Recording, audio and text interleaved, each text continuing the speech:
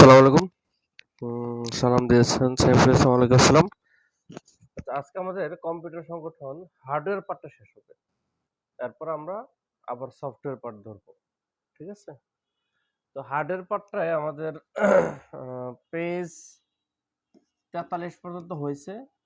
এখন হচ্ছে পেজ 44 থেকে শুরু করে যেটুকু বাকি আছে 44। তো এই পার্টে মূলত আমরা পারবো কম্পিউটার মেমোরি।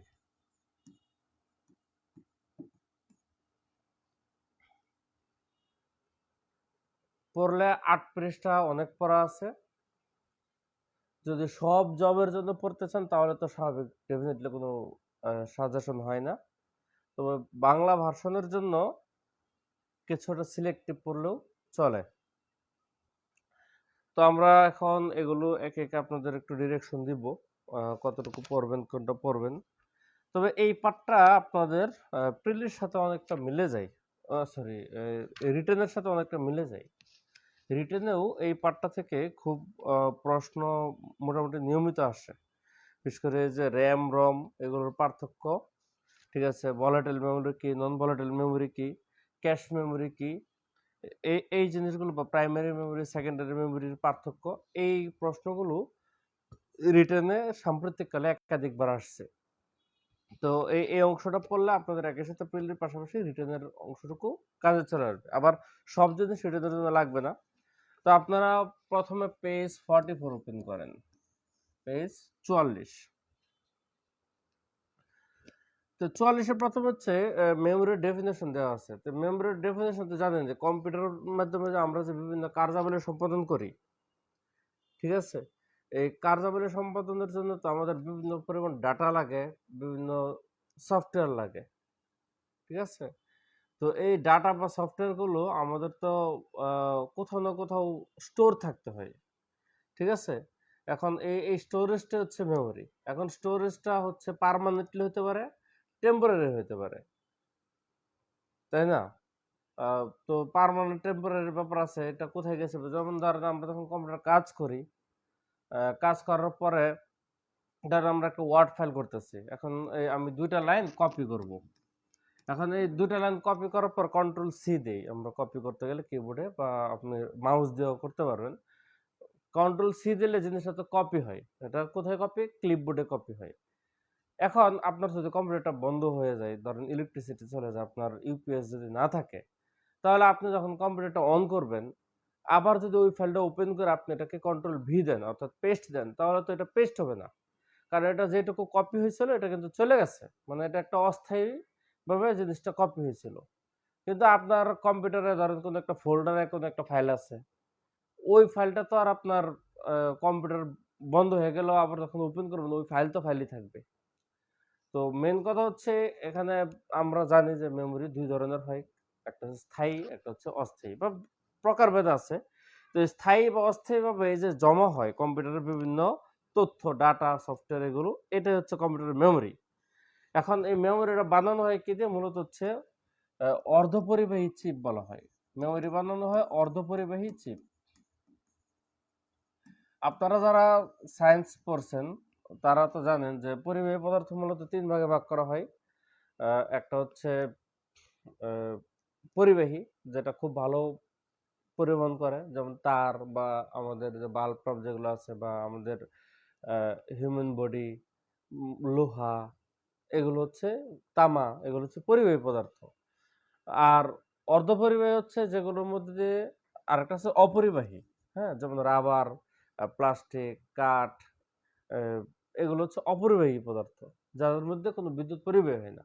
এই দুইটার মাঝামাঝি হচ্ছে মূলত অর্ধপরিবাহী, যেটাকে সেমিকন্ডাক্টর বলা হয় ইংলিশে। তো এই সেমিকন্ডাক্টর পদার্থগুলো কি পরিবহন করে, তবে অল্প পরিবহন করে, মানে এটা হচ্ছে অতটা রিস্ক হয় না। যেমন অনেকটা ধরেন চার্জারের কথা বলেন, চার্জারের মাথা, আপনি যখন মোবাইল চার্জ করেন ডেফিনেটলি পরিবাহী পদার্থ পেলে তো আপনি মোবাইল চার্জ করতেছেন। এখন আপনি কিন্তু চার্জার লাগায়ও আপনি মোবাইলের চার্জারের মধ্যে টাচ করতে পারতেছেন, মাথাটার মধ্যে আপনার বডিতে কিন্তু কোনো শক খাচ্ছেন না, কিন্তু আপনি একটা তারের মধ্যে ডাইরেক্ট টাচ করতে পারবেন, শক খাবেন। মানে ফুল পরিবাহী পদার্থ আমাদের জন্য ডেঞ্জারাস শক খায়, কিন্তু অর্ধ পরিবাহীগুলোতে একটু রিস্ক কম থাকে। তো এই এই জন্য ইলেকট্রিক ডিভাইসগুলো ম্যাক্সিমাম যেগুলো আমাদের নিত্যনৈমিত্তিক ব্যবহার বিশেষ করে যে কম্পিউটার ধরেন এগুলো অর্ধপরিবাহী পদার্থ দিয়ে এগুলো বেশিরভাগ ক্রিয়েট করা হয়, একটু রিস্ক ফ্যাক্টর কম থাকে। তো আপনাদের এত কিছু ব্যাকগ্রাউন্ড জানতে হবে না, জানতে হবে কম্পিউটার মেমোরি কি দিয়ে তৈরি হয়, অর্ধপরিবাহী চিপ দ্বারা তৈরি হয়, অর্ধপরিবাহী চিপ দ্বারা তৈরি। আবার এই চিপটা কি দিয়ে তৈরি হয়, মূলত হচ্ছে সিলিকন দিয়ে, কারণ সিলিকন হচ্ছে অর্ধপরিবাহী পদার্থ। সিলিকন, জার্মেনিয়াম, গ্যালিয়াম এগুলো হচ্ছে অর্ধপরিবাহী পদার্থ। এখন অর্ধপরিবাহী চিপ দিয়ে তৈরি হয় না, অর্ধপরিবাহী পদার্থ তো অনেকগুলো আছে, তো এর মধ্যে কোন অর্ধপরিবাহী পদার্থটা আমাদের ইউজ করা হয়, তো এটা হচ্ছে সিলিকন। এটা কিন্তু একটা বিশেষ প্রশ্ন, এটা দিয়ে তৈরি হয়। তো মেমোরি থেকে আপনি ডাটা উত্তোলন করা, যে মেমোরি থেকে যে ডাটাটা উত্তোলন করতেছেন, আপনি আনতেছেন কাজের পারপাসে, এটাকে বলা হচ্ছে রিড আউট করা, মেমোরি রিড করা।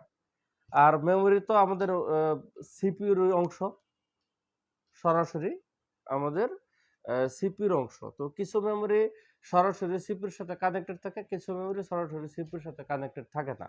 এদের উপর ভিত্তি করে প্রকারভেদ আছে, আমাদের পরবর্তীতে আলোচনাতে আছে। তো মেমোরি সংক্রান্ত আমাদের কিছু টার্ম জানতে হবে, যেগুলো আমি এই 44 পৃষ্ঠায় এই টার্মগুলো ইউজ করছি। যেমন প্রথম হচ্ছে বিট। বিট মূলত হচ্ছে বাইনারি ডিজিটের সংক্ষিপ্ত রূপ। এই যে বাইনারি ডিজিট, এই বাইনারি ডিজিটের এখান থেকে বি আর এখান থেকে আইটি মিলে এই বিট শব্দটা তৈরি হয়েছে। তো আমরা জানি বাইনারি ডিজিট হচ্ছে দুইটা, 0 আর 1। তাহলে এই প্রত্যেকটা ডিজিটকে এক একটা বিট বলা হয়। তো এখানে 0 আর 1 আমরা জানি বিদ্যুতের উপস্থিতিকে 1 দ্বারা সিম্পলিফাই করা হয়, আর হচ্ছে 0 কে বিদ্যুতের অনুপস্থিতিকে প্রকাশ করা হয়। তো আমাদের কম্পিউটার সিস্টেম ও শুধুমাত্র বাইনারি ফরম্যাটই বুঝে, অন্য কিছু ও বুঝে না। ওরে যাই দেন না কেন ও বাইনারিতে কনভার্ট করে, ওই সেটা কাজ করে। তাহলে বাইনারিতে যখন কনভার্ট করবে, কোনো তথ্যকে, কোনো ডাটাকে যাই দেন, ও এটাকে বাইনারিতে কনভার্ট করবে। তখন হচ্ছে এই এক একটা ডিজিট এক একটা বিট হিসেবে কাউন্ট হবে। ঠিক আছে?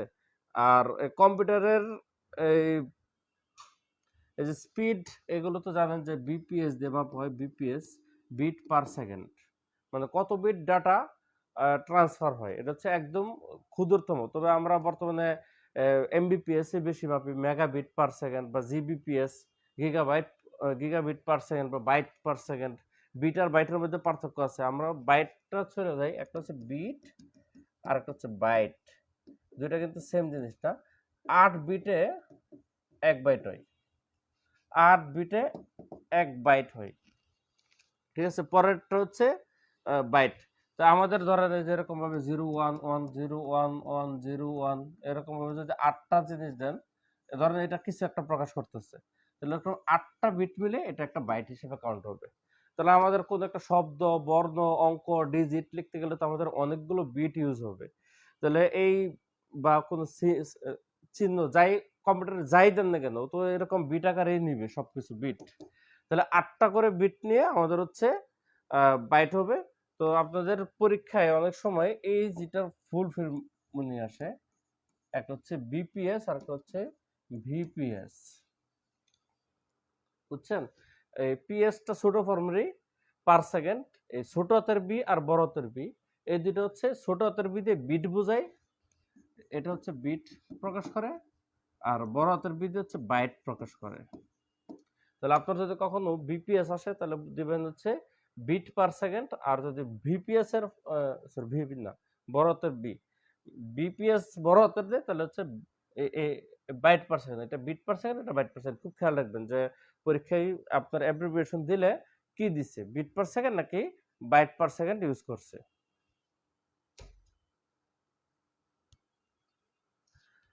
এরপরে হচ্ছে আপনাদের আরো কিছু সংখ্যা আছে, যেমন পরেরটা হচ্ছে শব্দ দৈর্ঘ্য। ও আচ্ছা, বাইনারি পদ্ধতিতে তথ্য পরিমাপের মৌলিক একক এটা বলা হয়, এটা হচ্ছে বাইট। এই প্রশ্ন আসে যে এই যে কম্পিউটার বাইনারি পদ্ধতিতে তথ্য যে পরিমাপ করা হয়, তার মৌলিক এককটা কি? মৌলিক এককটা হচ্ছে এই বাইট। মানে যদিও ক্ষুদ্রতম একক হচ্ছে বিট, কিন্তু আমাদের মাপা হয় হচ্ছে এই বাইট দিয়ে। ঠিক আছে?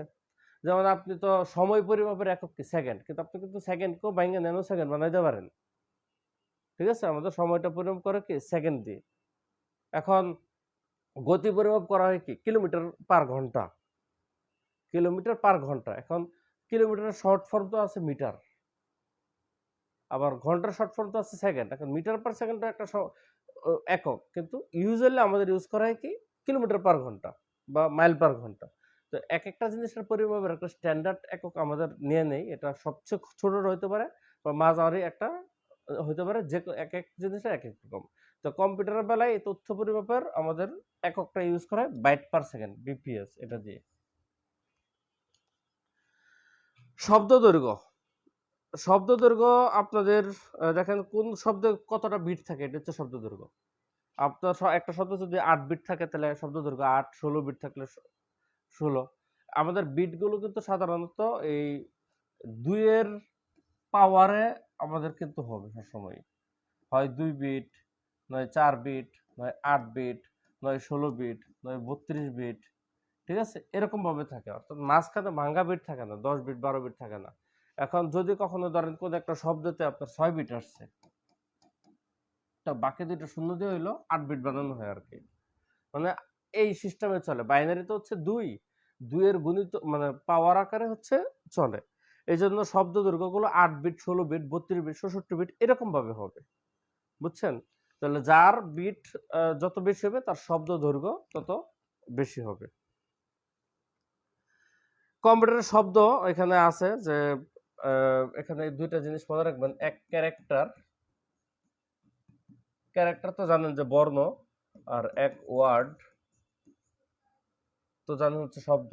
তো ওয়ার্ডটা বলা হচ্ছে 16 বিটস আর ক্যারেক্টার বলা হচ্ছে 8 বিটস। এই দুইটা তথ্য মুখস্থ রাখবেন।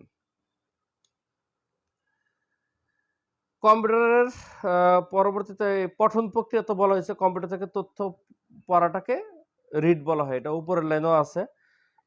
এরপরে দুইটা সংখ্যা দেখেন ব্লু কালার দেওয়া আছে, ভোলাটাইল মেমোরি বা উদ্দায়ী মেমোরি। ভোলাটাইল শব্দটা হচ্ছে উদ্দায়ী, আর হচ্ছে নন ভোলাটাইল মেমোরি। তো ভোলাটাইল মেমোরি হচ্ছে বিদ্যুৎ বন্ধ হয়ে গেল, ধরেন কাজ করতেছেন, কাজের মাঝখানে হঠাৎ করে বিদ্যুৎ চলে গেল, বিদ্যুৎ বন্ধ হয়ে গেলে যে মেমোরিটা চলে যায় এটাকে বলা হচ্ছে ভোলাটাইল মেমোরি, মানে উদ্দায়ী, উড়ে চলে যায়। আর নন উদ্দায়ী মানে হচ্ছে ও যায় না, ও থাকে, বুঝছেন তো? ধরেন আপনি হিট দিলেন, হাওয়া হয়ে যায়, বাষ্প হয়ে যেটা উড়ে যায়, এটা তো আপনার পাতিল থেকে চলে গেল। আপনি একটা পাতিলে পানি গরম করতেছেন, যেটা বাষ্প হয়ে গেছে গা, ও তো গেছে গাই। আপনি চুলা বন্ধ করে দিলেন, ও কিন্তু চলে গেছে, ও আর কিন্তু ব্যাক করবে না। আর যেটা আপনার পাতিলে আছে, চুলা বন্ধ করে দিলে ওইটাও পাতিলে থাকবে। ব্যাপারটা অনেকটা এটার সাথে রিলেট করতে পারেন। কারেন্ট চলে গেলে যে চলে যাবে ওটা হচ্ছে উদ্দায়ী বা ভোলাটাইল, আর যেটা কারেন্ট চলে গেলেও থাকে এটা হচ্ছে নন ভোলাটাইল। এক্সাম্পল আছে এই যে রম, চৌম্বক মেমোরি, এগুলো পরেও আছে। আর অর্ধ ধ্বংসাত্মক মেমোরি হচ্ছে কোনো মেমোরি পঠনের পর সংরক্ষিত তথ্য যদি মুছে না যায় তাহলে অর্ধ ধ্বংসাত্মক। এটা অতটা গুরুত্বপূর্ণ না। আপনাদের ধ্বংসাত্মক, অর্ধ ধ্বংস হচ্ছে যেটা মুছে যায় এটা ধ্বংসাত্মক, যেটা মুছে যায় না এটা হচ্ছে অর্ধ ধ্বংসাত্মক। ওই ভোলাটাইল নন ভোলাটাইলের মতোই। পরে 45 পেজ। এই 44 পেজে কিন্তু বেশ কিছু প্রশ্ন গুরুত্বপূর্ণ, সবগুলো ব্লু কালার করা আছে। 45 পেজে কিছু জিনিস আপনাকে মুখস্থ করতে হবে, যেমন এখানে 1 বাইট,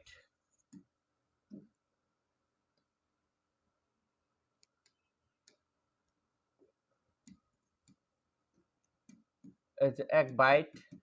এখন বাইটের পরে হচ্ছে নিবল, এটা আগেও বলা হয়েছে। নিবল মানে হচ্ছে 4 বিট, বাইট তো হচ্ছে 8 বিট। এরপরে হচ্ছে যে কিলোবাইট। এখন কিলো মানে তো 1000, কিন্তু কম্পিউটারে তো 1000 হয় না, কম্পিউটার হয় 1024, ঠিক আছে, 1024 বাইট, যেটা হয় 2 টু দি পাওয়ার 10 আর কি, কিলো। এরপর হচ্ছে মেগাবাইট। মেগাবাইট হচ্ছে আপনার 1024 কিলোবাইট, 1024 কিলোবাইট, আর এটা হচ্ছে 2 টু দি পাওয়ার 20। এরপরে আপনার এখান থেকে দেখেন গিগাবাইট, টেরাবাইট, এই জিনিসগুলো আমরা ইউজ করি। তবে এই যে পেটাবাইট, এক্সাবাইট, জেট্রাবাইট, এট্রাবাইট এটাও আপনাদের আছে, তবে আপনারা পেটার পরের বাকিগুলো অতটা লাগবে না। আপনারা এগুলো সিরিয়াল আসে তো, কিলো, মেগা, তারপর হচ্ছে টেরা, এই তিনটা তো আমরা ইউজুয়ালি, সরি গিগা, টেরা, এই কয়টা আমরা ইউজুয়ালি এখন ইউজ করি। টেরাবাইটের মেমোরি কার্ড বা হার্ড ডিস্ক এখন অ্যাভেলেবল। ঠিক আছে। আর এরপর হচ্ছে পেটাবাইট, এর বেশি আমাদের লাগবে না। এই তথ্যগুলো আপনারা মুখস্থ করবেন। বাইনারি পদ্ধতি, দশমিক পদ্ধতিটা দরকার নাই। পাশে দশমিক পদ্ধতি আছে, ওইটা অতটা দরকার নাই, আপনাদের বাইনারি পদ্ধতিটা লাগবে। এটা মুখস্থ করে নেবেন। এরপর হচ্ছে কম্পিউটার মেমোরির প্রকারভেদ আছে। তো প্রকারভেদ আপনাদের ছক যদি দেখেন, ছকটাই দেখাই।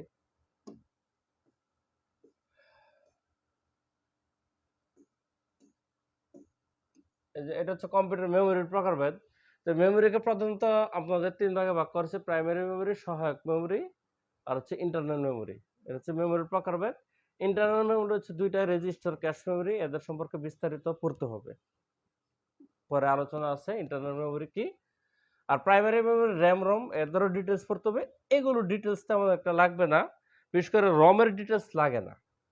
ঠিক আছে, আমাদের এটার একটু ডিটেলস লাগে হালকা পাতলা। যে র্যাম ২ প্রকার: D RAM, S RAM. D হচ্ছে ডাইনামিক র্যাম আর এস হচ্ছে স্ট্যাটিক র্যাম। ঠিক আছে, এদের সম্পর্কে একটু হালকা তথ্য পড়তে হবে, খুব বেশি না, খুব ডিটেলস না। রিটেনে একটু বেশি পড়া লাগবে। ডাইনামিক র্যাম এবং স্ট্যাটিক র্যাম না, রিটেনে একটু বেশি পড়তে হবে, প্রিলিতে হালকা বলে চলবে। রমের ক্লাসিফিকেশনে আপনাদের এগুলোর ফুল ফর্ম পড়তে হবে, নট এক্সপ্লেনেশন। কোনো ব্যাখ্যা লাগবে না, এগুলোর ফুল ফর্মটা পড়বে না। আছে বইয়ে, আমি পরে বলে দিব। এই যে এমরম বা ই প্রম, প্রম, এই যে ই প্রম, ঠিক আছে, মূলত প্রম বলে ফেলতেছি, ইপি রম আর কি, মূলত রমের ক্লাসিফিকেশন যেটা। তাহলে এই রমের ক্লাসিফিকেশন থেকে হচ্ছে আপনারা ফুল ফর্ম পড়বেন, মানে এদের ফুল ফর্মটা কি, দ্যাটস অল, আর কিছু না। র্যামের ক্লাসিফিকেশনে D RAM, S RAM, dynamic RAM, static RAM, এদের সংক্ষেপে অল্প একটু পড়বো। ডিটেলস পড়তে হবে র্যাম, রম, এত ডিটেলস না, হালকা ৪টা ৫টা করে তথ্য পড়তে পারবে র্যাম, রম থেকে, আর বেশি না। এগুলো প্রাইমারি মেমোরি। সহায়ক মেমোরি হচ্ছে যেগুলো আমাদের কম্পিউটার বাহির থেকে যে মেমোরিগুলো দিয়ে আমরা হেল্প করি, যেমন হার্ড ডিস্ক আপনি কম বেশি করতে পারেন, pen drive, floppy disk, optical disk, CD, DVD, এগুলো হচ্ছে মূলত এই সহায়ক মেমোরি, হেল্পিং। আর রেজিস্টার ক্যাশ মেমোরি, এই দুইটা খুবই ভাইটাল মেমোরি, এদের সম্পর্কে তথ্য আসে। ঠিক আছে, যেমন রেজিস্টার সম্পর্কে যে জিনিসটা তথ্য বিষয়, এটা হচ্ছে সবচেয়ে ফাস্টেস্ট মেমোরি, কম্পিউটারের সবচেয়ে ফাস্ট মেমোরি হচ্ছে এই রেজিস্টার। এই তথ্যটা খুব ভাইটাল। ক্যাশ মেমোরি আমাদের এই প্রাইমারি মেমোরি, আর একটা হচ্ছে সিপিইউ, মানে মাইক্রো প্রসেসর, যেটা সিপিইউর ভিতরে, এদের মাঝখানে এই ক্যাশ মেমোরিটার অবস্থান করে। এদেরও কিছু ফাংশন আছে, আমরা পরবর্তীতে এতে আস্তে আস্তে পড়ব। ঠিক আছে, এটা হচ্ছে মেমোরির ক্লাসিফিকেশন। কতটুকু পড়বেন আমি হালকা একটু ধারণা দিয়ে দিলাম। তো চলেন আমরা এখানে 46 পেজ, 46 পেজে প্রথমে আমি 3টা মেমোরি সম্পর্কে হালকা পাতলা ধারণা দিচ্ছি, পরে আবার একটু একটু একটু করে ব্যাখ্যার দিকে গেছি। তো প্রথম হচ্ছে প্রধান মেমোরি। তো প্রধান মেমোরি আর সহায়ক মেমোরি, এই দুইটা সম্পর্কিত যে প্রথম যে তথ্যটা, সেটা হচ্ছে এই যে দুইটা মেমোরি, প্রধান মেমোরি আর সহায়ক মেমোরি, এদের সম্পর্কে কিছু কিছু জিনিস আছে পার্থক্য আকারে পড়বেন। যে এই পার্থক্যটা যদি পড়ে ফেলেন, সেকেন্ডারি মেমোরিটা হচ্ছে সহায়ক মেমোরি, তাহলে আপনি ভিতরের আর কিছু পড়তে হবে না, আপনি জাস্ট পার্থক্যটা পড়লেই চলবে। এই পার্থক্যটা পড়লে দুইটার মধ্যে কম্পারিজন হয়ে যাবে, আপনার ধারণা হয়ে যাবে। যেমন দেখেন, প্রাইমারি মেমোরিকে হচ্ছে মেন মেমোরি বলা হয়, এটা হচ্ছে মেন, আর এটাকে বলা হচ্ছে অক্সিলারি মেমোরি। আপনাদের অক্সিলারি মেমোরি জানেন যে এটার কাজ, এটা নাও থাকে, আমাদের মূল কাজে হ্যাম্পার পড়ে না, এটা হচ্ছে মূল কথা। তো এই ২ নম্বর পার্থক্যটা খুব ভাইটাল। এখানে ২ আর হচ্ছে ৫, এই দুইটা হচ্ছে খুব ভাইটাল। আর এক্সাম্পল, এই তিনটা হচ্ছে একদম খুব ভাইটাল। ২ নম্বরটা কি বলছে দেখেন, এই সিপিইউর সাথে একদম ডাইরেক্ট কানেকশন করা থাকে হচ্ছে প্রাইমারি মেমোরি, আর সেকেন্ডারি মেমোরিটা হচ্ছে ডাইরেক্ট কানেকশন থাকে না, সরাসরি টাচ করতে পারে না, বায়া হয়ে যায়। কথা বলছেন না? ধরেন আপনার পক্ষে কি এখন এই উপদেষ্টার সাথে, কোন একটা উপদেষ্টার সাথে বা প্রধান উপদেষ্টা ডক্টর মোহাম্মদ ইউনূসের সাথে দেখা করা সম্ভব? ডাইরেক্ট গিয়ে আপনি ফোন দিলে আপনার ফোন পিক করবে? কিন্তু অনেকে আছে ডাইরেক্ট যাবে, যেমন ধরেন আসিফ মাহমুদ বা আসিফ নজরুল বা যারা আছে তারা, বা বিএনপির ধরেন মহাসচিব বা তারেক জিয়া, বা মূল কথা বর্তমানে যারা আছে, তো তারা কি সরাসরি কানেক্টেড। আর অক্সিলারি হচ্ছে যেমন আমার পক্ষ, আপনার পক্ষ চাইলে কি দেখা করা সম্ভব, প্রপার কজ দেখায় অনেক মিডিয়া ধরে, বায়া ধরে, রিজন শো করা সম্ভব। এটা একটা কৃষকও হইতে পারে, অসম্ভব বলতে কিছুই নাই। তো এত কিছু না, মেইন কথা হচ্ছে এখানে ডাইরেক্ট কানেকশন থাকে প্রাইমারি মেমোরি, আর এটা হচ্ছে সেকেন্ডারি মেমোরি, সরাসরি কানেকশন থাকে না। তো সরাসরি যদি কানেকশন থাকে, এই পঠন এবং লিখন গতি দ্রুত। পঠন লিখনটা ধরেন যে আমার ডাইরেক্ট কানেকশন থাকলে কি আমি সরাসরি তার সাথে কথা বলতে পারবো, তাহলে আমার কার্যক্রমটা কি খুব স্পিড হবে। আর যেহেতু আমার ডাইরেক্ট কানেকশন নাই, তাহলে আমার অবশ্যই কি কার্যক্রম বলতে কি রিড এন্ড রাইট, পঠন লিখন, রিড রাইট, তাহলে পঠন লিখনটা কি হবে, একটু স্লো হবে। তাহলে প্রাইমারি মেমোরিতে কিন্তু ডাটা ধারণ ক্ষমতা খুব কম থাকে, কিন্তু সেকেন্ডারি মেমোরি কিন্তু ডাটা ধারণ ক্ষমতা আপনার ইচ্ছা মতো বাড়াইতে পারেন। ঠিক আছে, ইচ্ছা মতো অনেক বাড়াইতে পারেন। যেমন আপনার এটাও বাড়াইতে পারেন, কিন্তু এত বেশি বাড়াইলে তো আবার হবে না। এখানে অনেক কিছু কম্পিউটার অ্যাডজাস্টের ব্যাপার আছে। তো আপনি র্যাম রম সাধারণত আমাদের কম্পিউটারে ধরেন র্যাম আমরা 8 জিবি 16 জিবি এগুলো ইউজ করলে না, কারণ আপনি তো 200 জিবি র্যাম কেউ ইউজ করে না, কথার কথা স্বাভাবিকভাবে। কিন্তু আমাদের সবার কম্পিউটারে দেখবেন যে 500 জিবি হার্ড ডিস্ক থাকে। এখন একটা পেন ড্রাইভ ইউজ করলে 32 জিবি 64 জিবি ইউজ করে। তো এই সেকেন্ডারি মেমোরি গুলো কি ধারণ ক্ষমতা খুব বেশি থাকে, এগুলো ধারণ ক্ষমতা খুব কম থাকে। বিদ্যুৎ চলে গেলে প্রাইমারি মেমোরির তথ্য মুছা যায়, কিন্তু সেকেন্ডারি মেমোরির তথ্যগুলো মুছা যায় না, কারণ এগুলোর মধ্যে পার্মানেন্টলি ডাটাগুলো স্টোর থাকে। এক্সাম্পল র্যাম রম এগুলো হচ্ছে প্রাইমারি মেমোরি, আর এই যে hard disk floppy disk CD DVD pen drive এগুলো হচ্ছে সেকেন্ডারি মেমোরির এক্সাম্পল। তো এই পার্থক্যটা যদি পড়েন উপরে এগুলো আলাদাভাবে পড়ার দরকার নেই। এই জন্য আপনি দেখেন যে আমি এখানে শুধুমাত্র এক্সাম্পলটারে মার্ক করছি ব্লু, আর এটারে ব্লু মার্ক করছি, যে কেউ যদি এটা পড়ে আর উপরে ডিটেলসটা পড়ার দরকার নেই। আর ইন্টারনাল মেমোরি হচ্ছে কম্পিউটার মেমোরি, রেজিস্টার এবং ক্যাশ মেমোরি দুইটার ইন্টারনাল মেমোরি, এদের সম্পর্কে এই যে এখানেই তথ্যটা চলে আসছে। ইন্টারনাল মেমোরিটা এখানে শেষ করে ফেলছি। আর এই যে র্যাম রম যেগুলো এগুলোর পরবর্তী পেজে এগুলোর ব্যাখ্যা করা হয়েছে। তো ইন্টারনাল মেমোরির মধ্যে এই ক্যাশ মেমোরি সম্পর্কিত তথ্য হচ্ছে এর অবস্থানটা কোথায়, এটা খুব গুরুত্বপূর্ণ। ক্যাশ মেমোরি যে অবস্থান করে দেখেন, এই যে দেখেন এটা হচ্ছে প্রসেসর, মাইক্রো প্রসেসর, ঠিক আছে। আর এটা হচ্ছে আমাদের মেন মেমোরি, ধরেন এক্সাম্পল আকারে একটা র্যাম ইউজ করেছে। তাহলে আপনাদের বলা হয় যে ক্যাশ মেমোরির অবস্থানটা কোথায়, বা মাইক্রো প্রসেসর এবং প্রধান মেমোরির মাঝে অবস্থানকৃত মেমোরির নাম কি, অবস্থানটা হবে ক্যাশ মেমোরি। ঠিক আছে, তো আপনাদের এটার উচ্চারণ অনেকভাবে বলে, আমার কাছে ক্যাশ মেমোরি উচ্চারণটি পারফেক্ট মনে হয়। এটার যে প্রকারভেদ দরকার নাই। তো এর কাজটা কি, কাজটা হচ্ছে যে এই ব্লু কালারটা, যেসব নির্দেশ বা ডেটা সবচেয়ে বেশি প্রয়োজন হয় সে ক্যাশ মেমোরিতে আইনা জমা রাখে। কথা বুঝছেন, মানে যেই কম্পিউটারের কমান্ডগুলো বা যেই তথ্যগুলো আমাদের ফ্রিকোয়েন্টলি বারবার কাজে লাগতেছে, ওই তথ্যগুলো আইনা সে ক্যাশ মেমোরিতে জমা রাখে। তাহলে ওর স্পিডের উপর ভিত্তি করে কিন্তু কম্পিউটারের পুরো স্পিডটাই ডিপেন্ড করে। কম্পিউটার যখন কোনো একটা কাজে লাগে, ধরেন কোনো একটা তথ্য লাগবে, ও ফার্স্টে ক্যাশ মেমোরি থেকে সার্চ মারবে যে ওর মধ্যে আছে কিনা।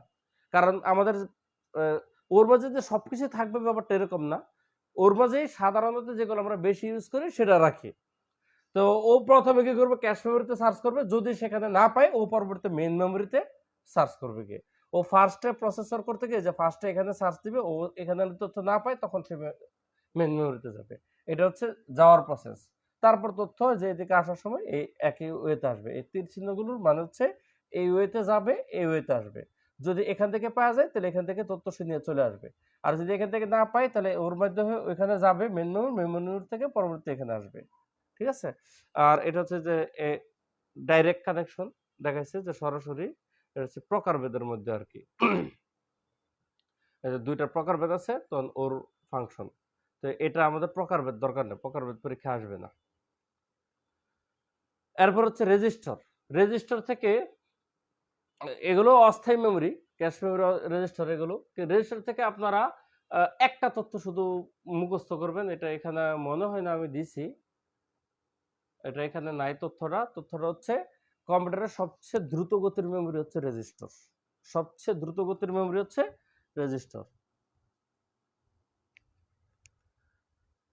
এরপরে এই কাজটা জানতে পারেন যে কোন ধরনের কাজে সাধারণত রেজিস্টারটা ইউজ করা হয়। এই যে এখানে ধরেন মাইক্রোপ্রসেসর যখন হিসাব নিকাশের কার্যাবলী সম্পাদন করে, তখন ডেটাকে সাময়িকভাবে জমা রাখার জন্য রেজিস্টারটা ব্যবহার করা হয়। ক্যালকুলেশনের কাজের জন্য বেসিক্যালি রেজিস্টারটা ব্যবহার করে, এই লাইনটা একটু পড়তে পারেন। এরপরে সেমিকন্ডাক্টর মেমোরি, অর্ধপরিবাহী মেমোরি। তো এখানে যে র্যাম রম দুইটা আছে, এই দুইটা সম্পর্কে একটু হালকা তথ্য পড়বেন। মাঝখানে আমাদের এখানে কি আছে একটু দেখি। অর্ধপরিবাহী মেমোরিগুলো কিভাবে তৈরি হয়, যেখানে একটা যে মসফেট একটা শব্দ আছে, এই শব্দটা জাস্ট ফুল ফর্মটা পড়বেন। Metal oxide semiconductor field effect transistor, just এই ফুল ফর্মটা পড়ে রাখবেন, আর কিছু দরকার নেই। মানে এই পদ্ধতিতে তৈরি হয়। তো এখানে র্যাম রোম শুধু অর্ধপরিবাহী মেমোরিকে দুই ভাগে ভাগ করেছে, র্যাম রোম শেষ। আর আপাতত কিছু দরকার নেই, এখানে ব্যাখ্যা পড়বেন, চলে যাবেন র্যাম রোমে। শুনেন, পড়লে অসংখ্য পড়া যায়, বাট আমাদের এত কিছু পড়ে মাথার ভিতর রাখতে পারি না বিধে আমাদের একটু সাজেশনমূলক পড়তে হয়। আবার শুধু সাজেশনমূলক পড়াটা বইয়ে দিলে আগে বেশি না থাকলে আমরা কিন্তু কিছু বুঝি না।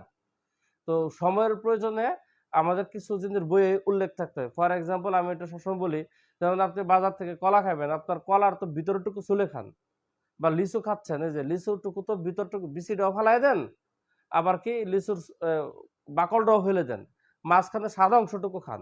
এখন শুধু সাদা অংশটুকু তো আর বাইরে আপনারা বিক্রি করে না। তাহলে আপনাকে খাচ্ছেন যেটা, এটা ছাড়াও কিছু জিনিস আপনাকে কিনে আনতে হয় যেটা আপনি ইউজ করেন না, ফেলে দিচ্ছেন, কিন্তু শুধু ওইটুকু তো আর সেল হয় না। তো একই রকম ভাবে বইয়ের মধ্যেও এটা কেন রাখে, আপনার সংরক্ষণের জন্য, ভালো থাকার জন্য, টেস্টটা যেন ঠিক থাকে, এর জন্য তো ওইটা সহই সেল করা হয়। এখন চাইলেও তো কি করতে পারে, খুলে সেল করতে পারে, বিচিটা ফেলে দিতে পারে। আপনার এখানে একজন খুলবে, এটার বিশ্বস্ততা, জার্মসের ব্যাপার আছে, বা আপনার নষ্ট হয়ে যাওয়ার ব্যাপার আছে, অনেক কিছু ফ্যাক্টর উপর ভিত্তি করে ওই জিনিসগুলো রাইখেই সেল করা হয়।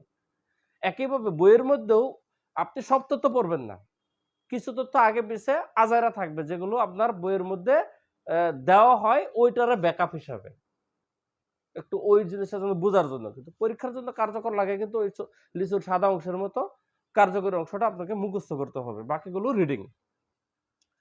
আচ্ছা, র্যামের full form random access memory, এটা অ্যাব্রিভিয়েশনটা আসতে পারে। র্যাম হচ্ছে, দেখেন, ভোলাটাইল মেমোরি বলা হয়, অস্থায়ী মেমোরি। তো অস্থায়ী মেমোরি কাকে বলে তো জানেন, যে কম্পিউটারের বিদ্যুৎ সরবরাহ বন্ধ হয়ে গেলে যে মেমোরি চলে যায়, এটাকে বলা হচ্ছে অস্থায়ী মেমোরি।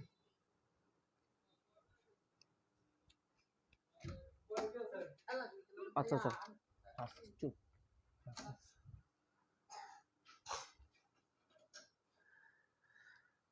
আচ্ছা, তো এই র্যাম, র্যান্ডম অ্যাক্সেস মেমোরি, র্যামের তথ্য ভোলাটাইল মেমোরি, অস্থায়ী মেমোরি। তাহলে র্যামকে দুই ভাগে ভাগ করা হয়েছে। র্যাম মাদারবোর্ডের সাথে সরাসরি সংযুক্ত থাকে, এটাও কিন্তু জানবেন, মাদারবোর্ডের সাথে সরাসরি সংযুক্ত করা থাকে র্যাম। র্যামকে দুই ভাগে ভাগ করেছে, static RAM, dynamic RAM. Munif,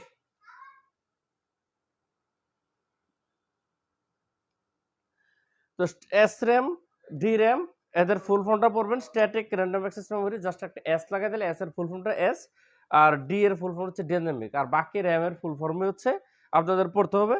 এদের সম্পর্কে একটু তথ্য আপনারা চাইলে রিডিং করতে পারেন, বাট পরীক্ষায় অতটা আসে না, বা আমার কাছে গুরুত্বপূর্ণ মনে হয় নাই, এই জন্য আমি মেনশন করি না এখানে। আর রমের মধ্যে হচ্ছে আপনাদের নন ভোলাটাইল মেমোরি, ঠিক এটার উল্টা। আপনারা একটা কাজ করতে পারেন, এখানে পিছনে র্যাম রমের একটা পার্থক্য আছে। ও, এইসব জায়গায় দেখেন আমি শুধুমাত্র ফুল ফর্মটা দিছি ব্যাখ্যা দিছি, যেমন এই যে রমের কিছুর মধ্যে যেমন এম রম আছে। এম রম হচ্ছে যে মাস্ক রিড অনলি মেমোরি, ফুল ফর্মটা পড়তে হবে সবগুলো। এদের মধ্যে কিছু ব্যাখ্যা আছে, ব্যাখ্যাগুলো অতটা ইম্পর্টেন্ট না, কিন্তু এই প্রত্যেকটা জিনিসের ফুল ফর্মটা গুরুত্বপূর্ণ, এই জন্য প্রত্যেকটা ফুল ফর্মটা আমি মার্ক করে দিচ্ছি। আর এখানে যে এই পার্থক্যটা যদি পড়ে ফেলে, তাহলে র্যাম রোমের ডিটেলসটা চলে আসে। যেমন এটা অস্থায়ী, এটা স্থায়ী, অনেকটা বলা হয়। বিদ্যুৎ সরবরাহ সাথে কোনটা তথ্য মুছে যায়, কোনটা মুছে যায় না, কার স্পিড বেশি বা কার কম, কোনটা বেশি ডাটা সংরক্ষণ করতে পারে, কোনটা কম ডাটা সংরক্ষণ করতে পারে, এই তথ্যগুলো আমাদের, যেমন এখানে আরো কিছু আছে, রানিং প্রোগ্রাম যেগুলো হয় এগুলো র্যামে থাকে, আর রমের জিনিসগুলো কিন্তু একদম পার্মানেন্টলি সেট আপ করা থাকে, ঠিক আছে, একদম সেট আপ, এটা কিন্তু আপনি চেঞ্জ করতে পারবেন না। যেমন আমরা মোবাইল কেনার সময় কিন্তু দেখবেন যে কিছু সফটওয়্যার একদম পার্মানেন্ট ইনস্টল, আপনি এগুলো ডিলিটও করতে পারবেন না, কিচ্ছু করতে পারবেন না, ওইগুলি মূলত রমের মধ্যে থাকে। আবার কিছু জিনিস আপনি ইনস্টল করতে পারেন, আনইনস্টল করতে পারেন না, ওইটা না। তো এই রমের তথ্যগুলো একদম পরিবর্তন করা যায় না সহজে। পার্থক্যটা পড়ে দেবেন তাহলে হবে। ফ্ল্যাশ মেমোরি দ্রুত গতির এক ধরনের মেমোরি। দ্রুত গতির রমকে ফ্ল্যাশ মেমোরি বলা হয়। এটা তোশিবা কোম্পানি 1984 সালে ফ্ল্যাশ মেমোরি ফার্স্ট আনছে। এই তথ্যটাই এনাফ, আর লাগবে না। এখানে একটা টাওয়ার ছিল, ছক ছিল, এই জায়গাটা গ্যাপে আমি কালার করতে গিয়ে এই ছকটা সরাই ফেলছি, যে এই ছকটা দেখা যায় কি না, এই ছকটা, এটা এটা বইয়ের মধ্যে আছে। আপনি দেখেন যে মেমোরির মধ্যে আমি একটু এখানে যাই, এটা হচ্ছে এরকম টাওয়ার আকারে। আপনি দেখেন যে একটা ছক দিছি, কয়টা পার্ট, 1 2 3 4 5, এখানে দিছি রেজিস্টর, এখানে হচ্ছে ক্যাশ মেমোরি সিএম দিলাম, এখানে হচ্ছে মেন মেমোরি ফর এক্সাম্পল একটা র্যাম দিলাম, এখানে হচ্ছে ম্যাগনেটিক ডিস্ক, মনে করেন যে হার্ড ডিস্ক একটা দিলাম, আর এখানে হচ্ছে সিডি। ঠিক আছে, এই এই পাশে দেখেন তীর চিহ্ন দিয়ে, আর এই পাশে তীর চিহ্ন দিয়ে দুইটা শব্দ লেখা আছে, একটা হচ্ছে ধারণ ক্ষমতা, আর একটা হচ্ছে দাম ও গতি। আপনাদের পরীক্ষা আসতে পারে যে কোনটির ধারণ ক্ষমতা সর্বোচ্চ, অপশনে এদের মধ্যে যে কোনো চারটা দিবে।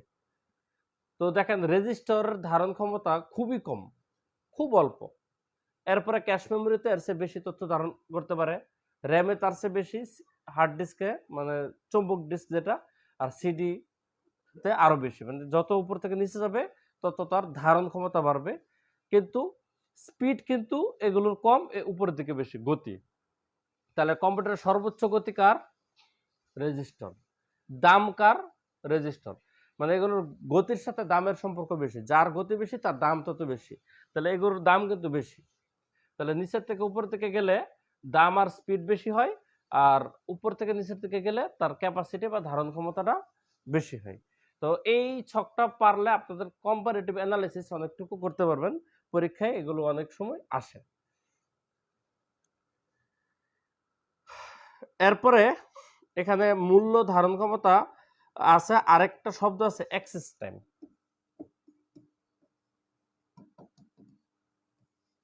অ্যাক্সেস টাইম তো, অ্যাক্সেস তো বুঝেন যে তাকে টাচ করা, বা ধরেন আমাকে অ্যাক্সেস করা, বাংলা শব্দটা তো বুঝেন যে কারো কোনো কিছু অ্যাক্সেস করা।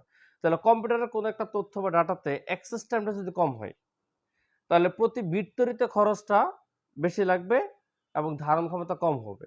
মানে অ্যাক্সেস টাইমটা কম হলে ধারণ ক্ষমতা কম হয়, মূল কথা হচ্ছে এটা। অ্যাক্সেস টাইম কম হলে ধারণ ক্ষমতা কম হবে, অ্যাক্সেস টাইম বেশি হলে ধারণ ক্ষমতা বেশি হবে। It's a fact. এই তথ্যটা মনে রাখবেন। অ্যাক্সেস টাইম বেশি হলে ধারণ ক্ষমতা বেশি হবে, অ্যাক্সেস টাইম কম হলে ধারণ ক্ষমতা কম হবে। এরপরে এখানে যে মেমোরি অ্যাক্সেস 4 ধরনের, এগুলো দরকার নাই। ঠিক আছে, মেমোরি অ্যাক্সেস টাইম পরিমাপ করে ন্যানো সেকেন্ডে, এই তথ্যটা রাখবেন। এই যে মেমোরি অ্যাক্সেস টাইমটা যে মেজারমেন্ট, যে সময়, সময়ের তো একটা পরিমাপ আছে, তো এই ক্ষেত্রে সময়ের পরিমাপটা ন্যানো সেকেন্ডে কাউন্ট করা হয়। এরপরে ক্লিপবোর্ড, ক্লিপবোর্ড থেকে শুধু একটা তথ্যই রাখবেন। ক্লিপবোর্ড হচ্ছে মূলত এই যে কাট বা কপি, আর হচ্ছে পেস্ট। কম্পিউটারে যে তিনটা অপারেশন আমরা করি, কন্ট্রোল এক্স চাপলে হচ্ছে কাট হয়, কন্ট্রোল সি চাপলে হচ্ছে কপি হয়, কন্ট্রোল ভি চাপলে হচ্ছে পেস্ট হয়। এই যে তিনটা অপারেশন, এই তিনটা অপারেশনের সাথে সংশ্লিষ্ট যে মেমোরিগুলো, এই মেমোরিগুলোর সাথে হচ্ছে ক্লিপবোর্ড কানেক্টেড। আমরা যখন কোনো কিছু কাট করি বা কপি করি, কপির পরে জিনিসটা হচ্ছে আমাদের টেম্পোরারিলি একটা জায়গায় স্টোর থাকে। ঠিক আছে, ওই পেস্ট করার আগে, পেস্ট করলে তো হচ্ছে এটা সরাসরি চলে আসলো, পেস্ট করার আগে যেটা স্টোর থাকে যে জায়গাটায়, এই জায়গাটা হচ্ছে ক্লিপবোর্ড। তো এটা বলা হয় যে কোনো কিছু কপি করলে বা কোনো কিছু কাট করলে সেটা কোথায় গিয়ে জমা হয়। তাহলে অপশনে থাকবে register, cache memory, clipboard, main memory, এভাবে অপশন থাকবে। তখন আপনাদের অ্যান্সারটা হবে ক্লিপবোর্ড, এটা খেয়াল রাখবেন। ক্লিপবোর্ড থেকে এই তথ্যটাই এনাফ, আর কিছু লাগবে না। এরপরে আমাদের র্যান্ডম অ্যাক্সেস, সিকোয়েন্সিয়াল অ্যাক্সেস, এগুলো অপ্রয়োজনীয় তথ্য, এগুলো বইয়ে না দিলে আবার ভাববেন যে নাই। মেন বইয়ে আছে তো সিরিয়ালি, এই জন্য দেওয়া, বাট চাকরি পরীক্ষায় জিনিসগুলো আসে না। সিক টাইম ল্যাটেন্সি টাইম চাইলে করতে পারেন, এটাও গুরুত্বপূর্ণ না, সেমি গুরুত্বপূর্ণ। এরপরে চলে যান সেকেন্ডারি মেমোরি। আমরা তো প্রাইমারি মেমোরি পড়লাম এগুলো, এরপর হচ্ছে সেকেন্ডারি মেমোরি। সেকেন্ডারি মেমোরির মধ্যে আমাদের যে জিনিসগুলো আছে, ধরেন ফ্লপি ডিস্ক। এই ফ্লপি ডিস্কের ব্যবহারটা এখন তেমন নাই, এগুলোর ব্যবহার সবই কমে গেছে। হার্ড ডিস্ক এটা তো আছেই, সবাই ইউজ করেন। এরপরে সিডি আছে, সিডি রম বা শুধু সিডিও বলে। এরপরে ডিভিডি আছে। আচ্ছা, আপাতত এই কয়টাই বলি, এরপরে বাকিগুলো বলি। এদের বেলায়, যেমন এই দুইটার বেলায় ফুল ফর্ম পড়বেন, যে সিডি মানে কি, কম্প্যাক্ট ডিস্ক, আর ডিভিডি মানে কি, ডিজিটাল ভার্সেটাইল ডিস্ক। এই দুইটার ফুল ফর্ম পড়বেন। তো আমরা কিন্তু আগে যারা, এখন তো সবকিছু পেন ড্রাইভের যুগ, মেমোরি অনেক বেশি হয়ে গেছে। আমাদের জেনারেশন যারা, তারা কিন্তু এই সিডি ডিভিডি অনেকটা চিনে। বর্তমান ছোট বাচ্চারা বা স্কুল পড়ুয়া যারা, তারা কিন্তু সিডি ডিভিডি চিনেই না ভালো করে। তো এদের সিডি থেকে ডিভিডির ধারণ ক্ষমতা খুব বেশি হতো। আগে ধরেন সিডি ডিভিডি, ডিভিডি প্লেয়ার বা সিডি প্লেয়ার আমরা যখন ইউজ করতাম, একটা সিডিতে একটা মাত্র মুভি থাকতো, দেখতেন, বা অনেকগুলো ধরেন কয়েকটা অ্যালবাম থাকতো যদি গানের হইতো, শুধু অডিও যদি হইতো। আর ভিডিও হইলে একটা সিডিতে সাধারণত একটা মুভি থাকতো। কিন্তু একটা ডিভিডি ক্যাসেটের মধ্যে কিন্তু আমাদের অনেকগুলো মুভি স্টোর করা থাকতো। কারণ এর ধারণ ক্ষমতা আপনাদের 2-3 জিবির মধ্যেই, বা মেগাবাইট পর্যন্ত লিমিটেড, 600-700 এরকম লিমিটেড। কিন্তু ওর কিন্তু ক্যাপাসিটি সাধারণত 16 জিবি 17 জিবি এই ধরনের ডাটাও আমাদের কালেক্ট করতে পারে। তো আপনাদের তো একদম স্পেসিফিকলি আসবে না সিডির ধারণ ক্ষমতা কত, ডিভিডির ধারণ ক্ষমতা কত, বইয়ে যদি দিয়ে দিয়েছি, কিন্তু আপনাদের শুধু কম্পারেটিভ অ্যানালিসিসটা আসতে পারে, যে কে কার ধারণ ক্ষমতাটা বেশি, সেটা। আর হচ্ছে এখানে ফুল ফর্মটা। আর হার্ড ডিস্ক, ফ্লপি ডিস্ক, সব ডিস্কেরই মূলত কাজ একটাই, ওর ভিতরে আপনার হচ্ছে তথ্য ধারণ করবে। তো এই ক্ষেত্রে আপনাদের কিছু কিছু জিনিস আছে, যেমন হার্ড ডিস্কের তথ্য হচ্ছে কারা হার্ড ডিস্কটা ফার্স্ট ইনভেন্ট করছে, আইবিএম 1956 সালে, এই তথ্যটা রাখতে পারেন। আর হচ্ছে হার্ড ডিস্কের ভিতরে এই জিনিসগুলো যদি, সিডি যদি আপনারা দেখতেন ভালো করে, তাহলে হচ্ছে খেয়াল করতেন যে সিডিতে আগে আমরা যখন ইয়ে করতাম, সিডি তো শেপটা থাকে অনেকটা এরকম। তো এই কিন্তু ফাঁকা থাকে আমাদের হচ্ছে আঙ্গুল দেওয়ার জন্য। আর এদিকে আঙ্গুল দিয়ে আমরা কিন্তু এদিকে ধরতাম, আমরা কখনোই মাঝখানে টাচ করতাম না। মাঝখানে এই যে এরকম ক্র্যাশ পড়লে দেখা গেছে সিডি আটকে যেত। সিডি আটকে যাওয়ার কারণটা হচ্ছে, কম্পিউটারে যে এই সিডি গুলোতে এরকম অসংখ্য সার্কেল বিল্ড আপ করে। এখানে অসংখ্য সার্কেল, অনেকগুলো সার্কেল, এটা লাইটের মধ্যে ধরলে এই সার্কেলগুলো বোঝা যেত। এই সার্কেল আকারে ওর ভিতর হচ্ছে তথ্য রিড করা থাকে, ডাটা দেওয়া থাকে। এখন আপনি যখন কোথাও প্রেস করে, ওই জায়গার তথ্যটা ও রিড করতে পারতো না। যখন ও রিড করতে পারতো না, তখন সিডিটা ওইখানে আটকে যেত। ধরেন সিনেমা চলতেছে চলতেছে, হঠাৎ করে আটকে গেছে, আর সামনে যাচ্ছে না। তাহলে সিডি বা কয়েকদিন ব্যবহার করার পর দেখা গেছে ওই সিডিটা আর ভালো করে খালি বারবার বারবার আটকে যেত। তখন আমাদের রিমোট দিয়ে টেনে টেনে সামনে নিতে হইতো। কারণ হচ্ছে ওর মধ্যে ক্র্যাশ পড়লে, এই যে সার্কেলের ভিতরে অবস্টাকল পড়লে ওর রিড করাটা প্রবলেম হয়ে যেত। তো এই জিনিসটা হচ্ছে বৃত্তাকার অনেকগুলো ভাগে ভাগ করে। এই প্রত্যেকটা ভাগকে এক একটা সেক্টর বলা হয়। তাহলে এখানে এক একটা সেক্টরের ধারণ ক্ষমতা হচ্ছে 512 বাইট। ও সেক্টর ওয়াইজ করে ধারণ করতে, এই যে বাইট তো জানেনই, 1 বাইট মানে হচ্ছে একটা আমাদের ক্যারেক্টার 0 অথবা 1। আবার ও 1 বাইট, বাইট মানে হচ্ছে 8 বিট। ঠিক আছে? তো এই 512 বাইট পর্যন্ত হচ্ছে এক একটা সেক্টরে ভাগ করতো। হচ্ছে সার্কেলগুলোকে এক একটা সেক্টর অনুসারে ও ডাটা স্টোর করতো। তো এই হচ্ছে ফ্যাক্ট। তো এই জিনিসগুলো আছে আমাদের ডিস্কের ধারণ ক্ষমতা কত, এগুলো পরীক্ষায় অতটা ইম্পর্টেন্ট না, তবে সেক্টরের লাইনটা পড়তে পারেন। ফ্লপ ডিস্ক বর্তমানে দেখা যায় না, জাস্ট এটা বর্তমানে ফ্লপ ডিস্কটা আমাদের ম্যাগনেটিক অক্সাইড প্রলেপ দ্বারা তৈরি হয়। ঠিক আছে? ম্যাগনেটিক অক্সাইড প্রলেপ দ্বারা তৈরি হয়, এই তথ্যটা পড়তে পারেন। এখানে আর আমি পড়ার মতো কিছু পাই না, তবে আপনারা চাইলে পড়তে পারেন কতটুকু জিবি পর্যন্ত ধারণ করতে, তারপর প্রতি মিনিটে কতটুকু ঘুরে। যেমন এখানে ফ্লপ ডিস্ক দেওয়া আছে, প্রতি মিনিটে 300 থেকে 400 বার আরপিএম, রোটেশন পার মিনিট। এই যে সিরিজটা যে ঘুরে, প্রতি মিনিটে 300 থেকে 500 বার ঘুরে। এগুলো হচ্ছে আনইম্পর্টেন্ট তথ্য। ফ্লপ ডিস্ক কত সালে আবিষ্কার করছে, 1967 সালে, এগুলো পড়তে পারেন। ব্যাংকের জন্য কোনো মা বাপ নাই, যা খুশি তা আসতে পারে, কিন্তু বাংলা ভার্সনের পরীক্ষায় এরকম আজারের তথ্য সাধারণত আসে না। এরপর আসছে হচ্ছে ম্যাগনেটিক ট্যাপ। এটা হচ্ছে মূলত যে ক্যাসেট প্লেয়ার, মানে আরো আগে সিডি ডিভিডির আরো আগে এরকম এই যে ক্যাসেট আমরা যে গান শুনতাম, যেমন ধরেন এক সময় তো বিভিন্ন বাংলাদেশের শিল্পীদের গানগুলো ক্যাসেটে বিক্রি হতো, টেপ রেকর্ডারে আমরা ক্যাসেট বাজে গান শুনতাম স্পিকার দিয়ে। যেমন বাংলাদেশে এখন মতো সবচেয়ে বেশি ক্যাসেট বিক্রির রেকর্ড কি? ও প্রিয়া তুমি কোথায়, ওই যে অ্যালবামটা। তো ওই যে ক্যাসেটের যে ট্যাপটা আমাদের কালো কালো টাইপের যে একটা ক্যাসেট দেখা যেত, এই ট্যাপের কিন্তু দুইটা সাইড ছিল, একটা সাইড খুব স্বচ্ছ থাকতো, আরেকটা সাইড একটু রাফ থাকতো। ওই ট্যাপের মধ্যে আমাদের এই তথ্যগুলো সাধারণত কি স্টোর করা থাকতো। এখানে দেখেন ট্যাপের একটা ইয়া দিছি রিল আকারে। আবার কি এই ভিডিওগুলো কিন্তু এই ট্যাপের মধ্যেই থাকতো আগে একসময়, ক্যাসেট ভিডিও ক্যাসেটও কিন্তু থাকতো, যেটাকে ভিসিআর বলতাম আমরা। ঠিক আছে? ভিডিও ক্যাসেট রেকর্ডার আর কি। তো ওই যে ক্যাসেটটা কি দ্বারা তৈরি হয়, মূলত হচ্ছে আয়রন অক্সাইডের একটা প্রলেপ থাকতো। আয়রন অক্সাইডের এখানে প্রলেপ থাকার কারণ হচ্ছে এখানে চৌম্বক ক্ষেত্র তৈরি করে জিনিসগুলো রিড করা হয়। চৌম্বক ক্ষেত্রের সাথে হচ্ছে আয়রন একটা চৌম্বক পদার্থ। এটার পুরা মেকানিজমটা রিটেনে আমাদের লাগে। পুরা মেকানিজমটা রিটেনে লাগে যে কিভাবে ক্যাসেট প্লেয়ারে তথ্য রিড করা হয়, কিভাবে ক্যাসেট প্লেয়ারে তথ্য রাইট করা হয়। এটা আমি রিটেন কোর্সে পড়াই। আপনাদের এখানে তো এটা পড়ানোর প্রয়োজন নেই, পুরো প্রসেস দেখায়া। আপনারা শুধু এখানে জানবেন যে ক্যাসেট প্লেয়ারের টেপে আয়রন অক্সাইডের একটা প্রলেপ দেওয়া হয়, এখানে ক্রোমিয়াম অক্সাইড ব্যবহার করা হয়, এবং এই ফিতার যে শব্দগুলো যে থাকে চৌম্বক ক্ষেত্র হিসাবে থাকে। এখানে পুরোটা হচ্ছে ইলেকট্রিসিটি এবং ম্যাগনেটিজমের ব্যাপার। কারেন্ট পাস হলে ওই চৌম্বক ক্ষেত্রের প্রভাবে চৌম্বক ক্ষেত্রটা ক্রিয়েট হয়। এর সাথে হচ্ছে আমাদের আয়রনের ব্যাপার আছে, এখন চৌম্বক পদার্থ না হলে আবার হবে না। সামনে যাই শব্দগুলো আসে, তারপরে এগুলো কিভাবে এই শব্দ থেকে কিভাবে আমাদের শব্দ না, এই শক্তি থেকে কিভাবে আমাদের শব্দ শক্তিতে কনভার্ট হয়, পুরো মেকানিজমটা রিটেনে পড়া লাগে। এখানে আপনাদের পড়তে হবে না। এখানে যেটুকু আছে এই তথ্যটাই, ট্যাপে ক্রোমিয়াম অক্সাইড, আয়রন অক্সাইড, চৌম্বক ক্ষেত্র, এই তিনটা শব্দ মনে রাখবেন, যেটা আসবে ইউজ করে দিবেন। মেমোরি কার্ড, পেন ড্রাইভ, এগুলো আপনাদের